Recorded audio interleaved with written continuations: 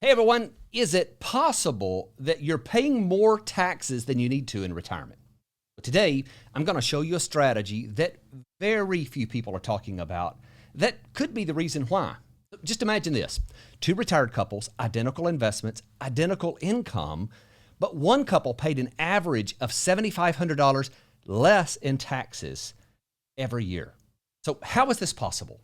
Well, the answer is in a straightforward yet so commonly overlooked move with their retirement savings. So whether you're nearing retirement or you're already there, this video today can make a big difference in the amount of taxes you pay. So let's dive in and figure out how we can potentially save thousands in taxes, just like one of these couples did. But before we get to that, let me lay a little groundwork. One of the first choices that people make about their retirement savings is the allocation.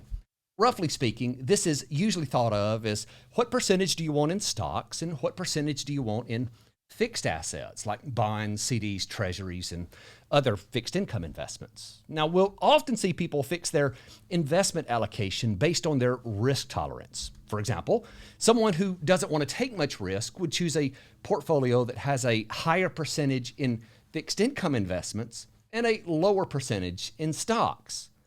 Now, in most cases, I see people that fall into one of three allocations. There's the 50-50, where 50% is in stocks and 50% is in bonds. And then you have a 60-40, where 60% is in stocks and 40% is in bonds. And then there's the 70-30, where 70% is in stocks and 30% is in bonds. Now, individual preference will often change this substantially. For example, I have a number of clients who hold a 90-10 or an 80-20 mixture, but those are the three that I probably see most often. Now, that's allocation. How do you want your overall portfolio mixture to be allocated? But then once you decide that, there's another choice that most people just skip right over, thinking that it doesn't really matter, and that's investment location.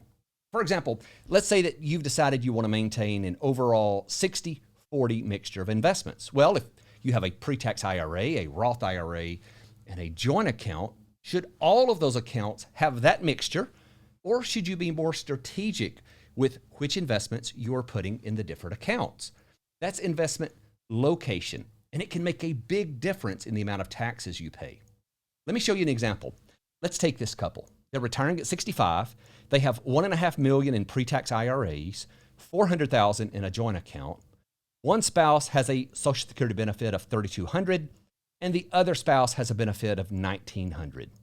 Now, both of those are the benefits at full retirement age. Every month in retirement, they want to get $9,000 in net spendable dollars to pay their living expenses and live the lifestyle they've always dreamed about in retirement. Now, after thinking it through, they've decided that they want to have 60% of their money in stocks and 40% in fixed income investments. This means that with $1.5 million in their IRA plus the $400,000 in their joint account, their total portfolio is $1.9 million. So applying that 60-40 split means that just over $1.1 million has to go to stocks and $760,000 roughly has to go to fixed income investments. So the choice that's in front of them is, how do they split this up? Do they do the identical allocation with both accounts? Just take that 60-40 split and apply that to both the IRA and the joint account? Or should they put all of their joint account in fixed income and then fill up the IRA with what's left of the fixed allocation? And then the remainder of that IRA just goes to stock. Or should they flip that and put their joint accounts in all stocks and then put all of the fixed income in the IRA and then fill up the rest of that with stocks? Now, out of these three options, the math is the same. The overall allocation mixture still remains 60% in stocks and 40% in fixed income. But the big difference is the taxation of these account types. The joint account is going to send out a 1099 every year that has the capital gains, dividends, and the big one, interest income. The IRA, on the other hand, is also going to send out a 1099, but only in the years where you had a distribution. But every dollar coming out of that pre-tax account is generally going to be taxed as ordinary income. So you don't get any of the preferential tax treatment of capital gains or dividends. So it usually makes more sense to load the taxable accounts, again, that's your single, joint, or trust accounts, up with the investments that aren't producing as much income. And for the income they do produce, it often has a lower tax liability. Now, let's look at this couple and use these three scenarios to see just what a big difference this can make in the cumulative taxes they would pay in retirement. So let's break these options down individually. As the baseline scenario, I'll show you the scenario where all accounts are allocated the same. This is by far the most common strategy I see, especially for the do-it-yourself investors or for those who use a robo platform. But I also see it all the time for those who are using a financial advisor and paying them 1% to buy index funds. And then next, we'll look at an optimized strategy where you've loaded the taxable accounts up with the equities and use the tax-deferred accounts for the fixed income. And then we'll look at a scenario that's exactly backwards of this, where all of the fixed income is in the taxable account and then the IRA is in mostly stocks.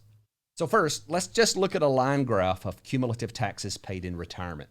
You can see immediately that the investment location makes a big difference. In fact, the difference at the end between getting it right and getting it wrong is measured in the hundreds of thousands of dollars.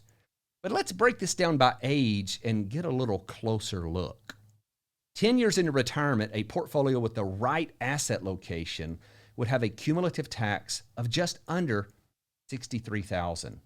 One that was equally distributed would be nearly $10,000 higher, and one that had it backwards is approaching nearly $20,000 more in taxes.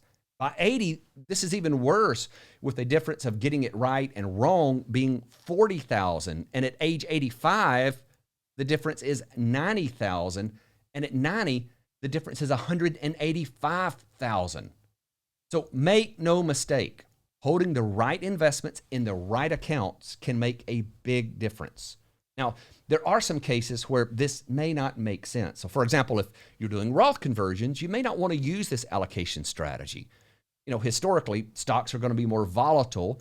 And if you're using your joint or single account to fund your living expenses and pay taxes on the conversions, those funds have a much shorter time horizon. Thus, the investments in that account need to match that horizon. Another example would be if you're in a high tax bracket and you're using tax-free bonds. If you haven't looked at those lately, by the way, you should. And I'm sure there's some other cases that I'm not thinking of where your investment location needs to be unique to match certain portfolio objectives. But the big point here is these little things can make a big difference. If you haven't thought about this before, I'd highly recommend you take a closer look. Thanks for watching.